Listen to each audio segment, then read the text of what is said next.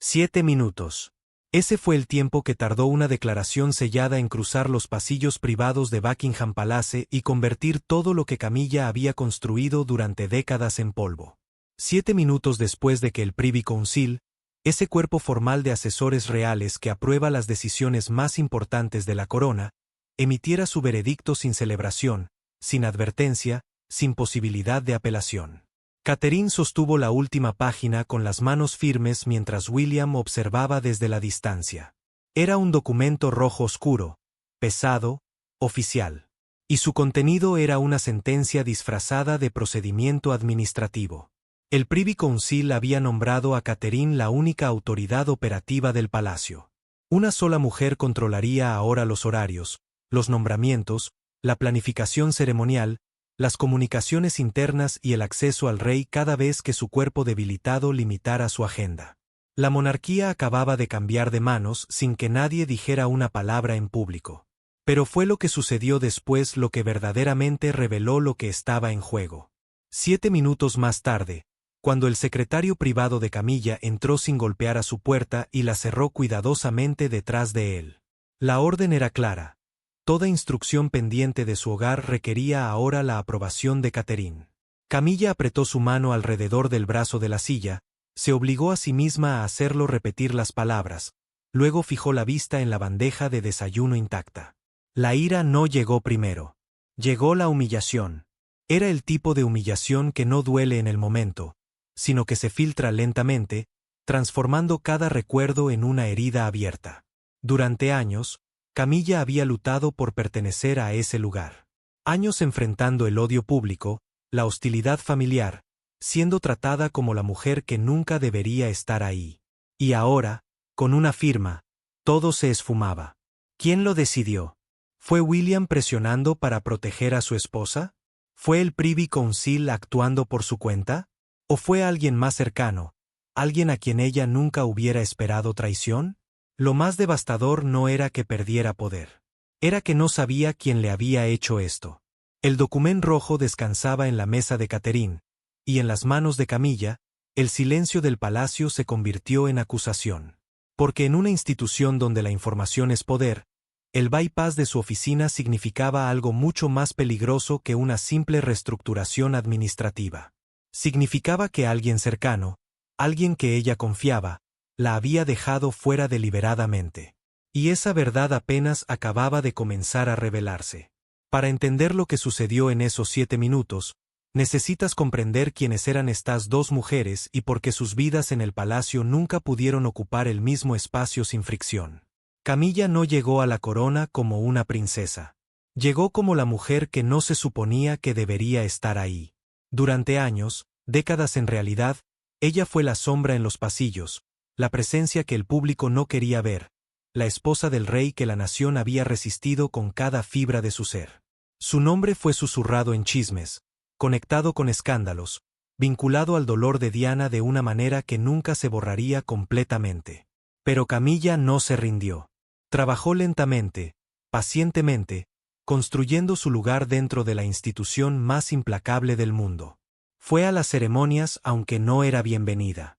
Sonrió en los balcones aunque sabía que los ojos la juzgaban. Aprendió los protocolos, memorizó los nombres, ganó el respeto de los sirvientes a través de la consistencia y la amabilidad. Su poder no era evidente. Era la clase de poder que operaba en los márgenes, a través de información, acceso, influencia sutil sobre los horarios del rey y las decisiones que todos creían que él tomaba por su cuenta. Luego llegó Catherine. No como una sombra, sino como una promesa. Catherine era disciplinada donde Camilla era prudente. Era el futuro donde Camilla era el pasado.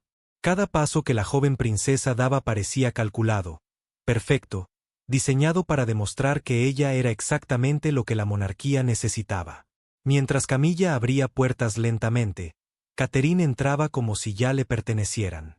No había culpa en su nombre, no había escándalos vinculados a su legado, no había nación entera esperando para verla fallar.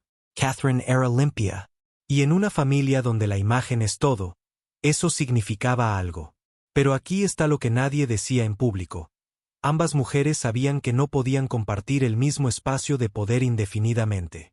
Camilla había luchado demasiado para ceder. Catherine era demasiado joven para detenerse. El palacio las mantenía juntas en los balcones, en las ceremonias, en las recepciones públicas. Sonreían juntas, se paraban juntas, presentaban la ilusión de familia.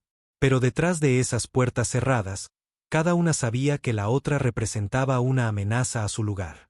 Camilla veía en Catherine el final de su lucha. Catherine veía en Camilla un obstáculo para su futuro. Y el rey, Charles, estaba atrapado en el medio, amando a una mujer mientras observaba a otra prepararse para reemplazarla. Por eso el documento del Privy Council no era simplemente un cambio administrativo. Era la resolución final de una tensión que había estado hirviendo bajo la superficie durante años. Era la admisión de que en una monarquía, no hay suficiente poder para dos mujeres que quieren lo mismo. El evento que desencadenó todo sucedió bajo candelabros, rodeado de uniformes, flores y sonrisas cuidadosamente ensayadas.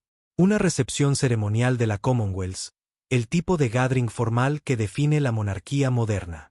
Representantes de naciones vinculadas a través de la Commonwealth, todos esperando ver al rey en todo su esplendor. Pero Charles ya estaba mostrando signos de fatiga. Su agenda se acortaba. Su energía se fragmentaba. Y eso significaba que cada movimiento tenía que ser estratégico. Catherine fue elegida para coordinar la llegada del soberano. No era un honor menor. Era una prueba de confianza, una demostración de que el palacio creía en su juicio. Y ella tomó esa responsabilidad como lo hacía con todo, con precisión y cuidado absoluto. Ordenó que la fila de recepción se moviera al salón más pequeño de Waterloo. Una decisión simple, casi administrativa. Pero su lógica era médica. Menos tiempo de pie. Menos exposición. Un corredor privado donde el rey pudiera descansar sin que nadie lo viera luchar. Todo diseñado para proteger su fortaleza mientras mantenía la dignidad de la ceremonia. Camilla vio esa orden de manera completamente distinta. Minutos antes de que Charles llegara, ella ordenó al maestro del hogar que restaurara la ruta original. No hubo discusión.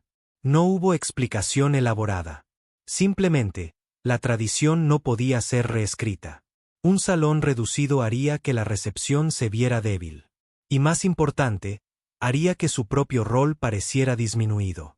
Los sirvientes obedecieron, porque uno siempre obedece primero a quien tiene el título, ¿verdad?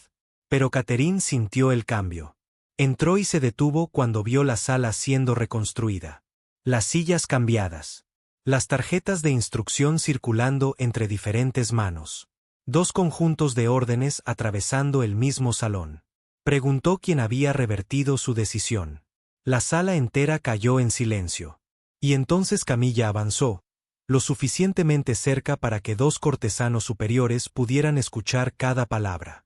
La tradición del palacio no puede ser reescrita cuando la generación más joven se vuelve ansiosa, dijo. William se acercó pero se negó a intervenir. Sabía que defender a su esposa demasiado rápido haría que su autoridad pareciera prestada, no ganada. Catherine sostuvo su terreno. Su voz permaneció calmada, pero la acusación bajo el intercambio era innegable. La decisión se había tomado por la salud de Charles, no por la conveniencia de Catherine. Y luego, lo más importante, estaba diciendo públicamente que Camilla había antepuesto su orgullo a la salud del rey. Charles llegó antes de que la tensión se rompiera completamente. Notó la ruta restaurada y se obligó a sí mismo a través de cada saludo. Pero esa noche, detrás de puertas cerradas, su fortaleza se derrumbó. Se sentó pesadamente, luchó por respirar, y ordenó que todos salieran. El monarca exigió cada documento escrito relacionado con la ceremonia. Los papeles mostraron que la oficina de Camilla había revertido deliberadamente el plan médico aprobado. No fue un error. Fue una elección consciente de ignorar una orden que protegía al soberano.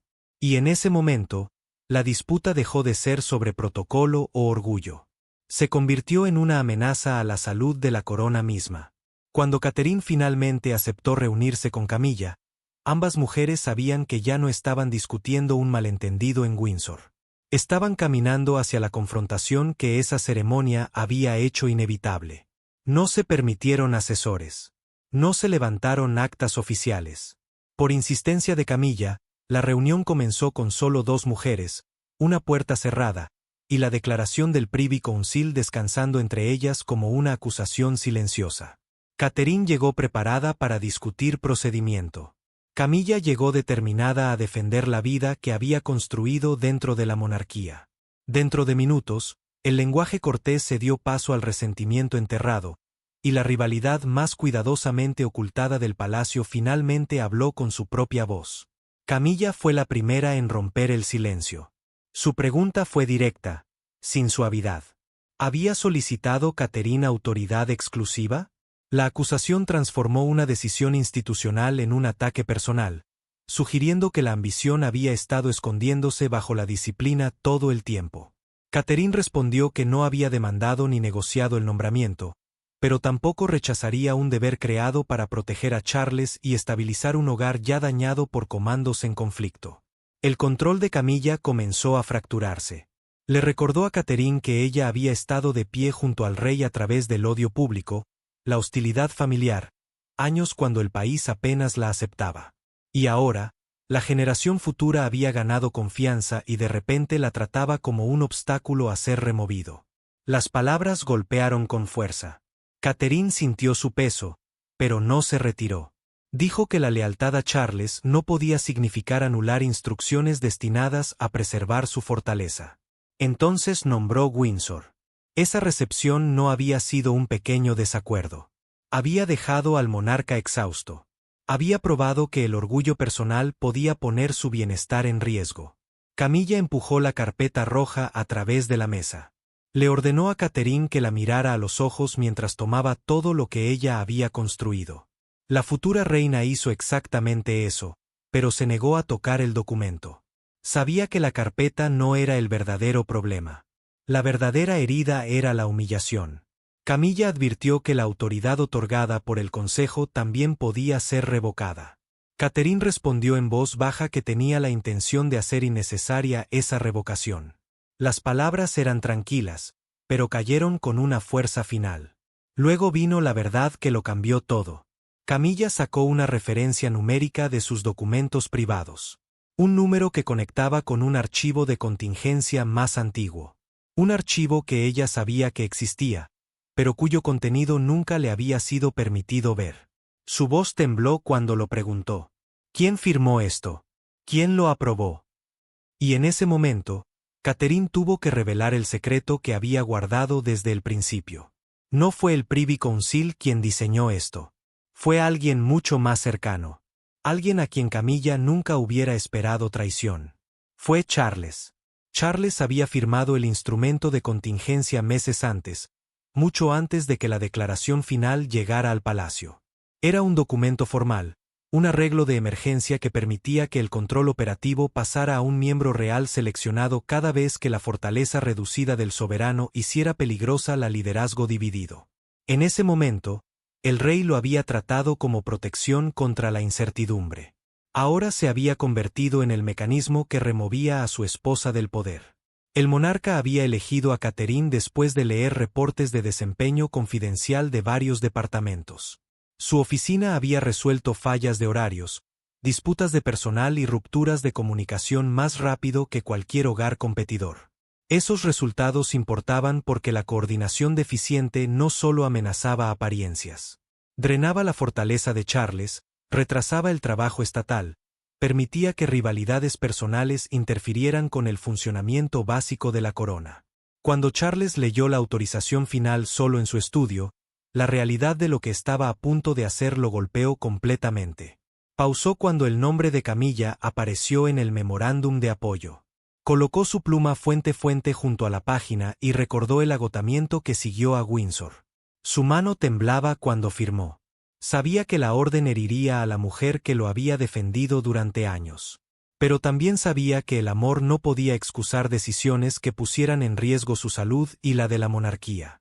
La verdad había permanecido oculta porque Charles quería proteger su matrimonio. Quería evitar que la transferencia pareciera un rechazo directo de su esposa.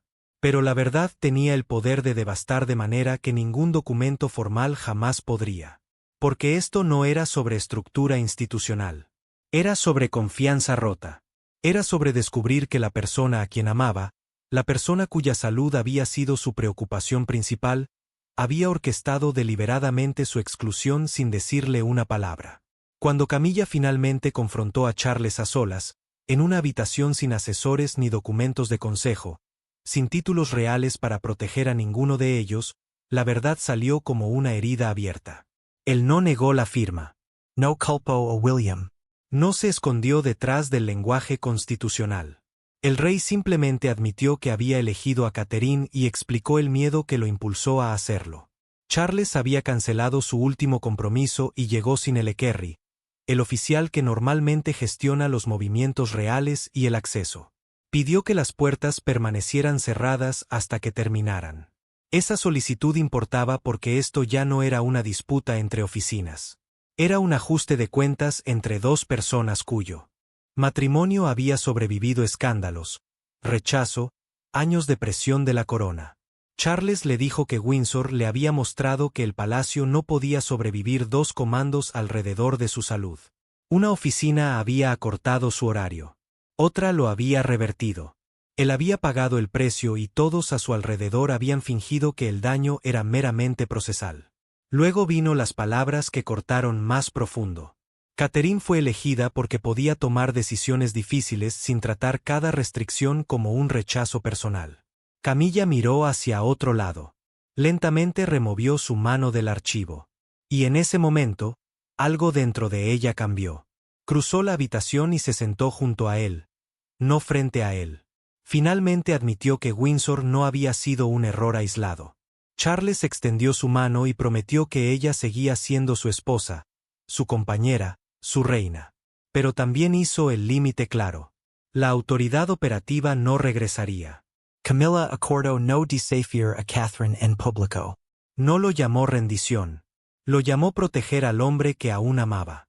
Su ajuste de cuentas privado terminó la rebelión dentro de los apartamentos reales. Pero más allá de esas paredes, la decisión ya estaba explotando en la vista pública, y una imagen inolvidable definiría cómo la nación lo entendía. Al amanecer, la crisis privada del palacio se había convertido en un drama nacional. Los radiodifusores interrumpieron la programación regular. Las prensas de periódicos reemplazaron sus páginas frontales planeadas. Multitudes se reunieron detrás de barreras, buscando significado en cada cortina, en cada vehículo, en cada entrada custodiada. Pero no fue el lenguaje formal del Consejo lo que capturó la atención de Gran Bretaña. Fue una fotografía tomada fuera de Buckingham Palace. Una sola imagen silenciosa de Catherine avanzando mientras Camilla permanecía atrás, que hizo la transferencia de autoridad imposible de negar. El London Chronicle apareció con el titular Un palacio, una autoridad, sobre una fotografía de Catherine entrando por la entrada soberana con la carpeta roja del Consejo bajo su brazo. Esa entrada estaba normalmente reservada para acceso directo al hogar de trabajo del monarca. La imagen llevaba más peso que cualquier declaración formal. Le decía al público que ella ya no estaba esperando en el borde del poder. Había cruzado hacia su centro. Un locutor matutino llamó al nombramiento la reestructuración más decisiva del hogar real moderno. Explicó que las operaciones del palacio, una vez divididas entre oficinas en competencia, ahora responderían a una sola autoridad. El cambio importaba porque la confusión alrededor de horarios y acceso ya había afectado la salud de Charles. También importaba porque cada decisión futura llevaría ahora el nombre de Catherine. Cientos se reunieron cerca del Memorial de Victoria fuera de Buckingham Palace. Algunos aplaudieron lo que veían como estabilidad. Otros hablaron con simpatía por Camilla, cuyo aislamiento repentino se había vuelto imposible de ignorar. Luego llegó el vehículo de Catherine. Bajó para la sesión informativa oficial, se detuvo, y reconoció a la multitud. Momentos después, el auto de Camilla entró por una puerta lateral sin detenerse. William observó la cobertura desde Kensington Palace y sintió la celebración convertirse en algo cruel. El príncipe sabía que su esposa había ganado respeto, pero temía que cada aplauso por ella sonara como castigo público para su madrastra. Catherine compartía esa preocupación. Ordenó al personal de comunicaciones que no describieran la decisión como una victoria e insistió en que cada línea oficial se enfocara en servicio, continuidad y el bienestar del rey. Camilla vio la portada sola. La giró boca abajo, se alejó, luego regresó y la colocó boca arriba en el escritorio. Esconderse de ello no cambiaría lo que había sucedido. Esa noche, ambas mujeres fueron esperadas en la misma recepción.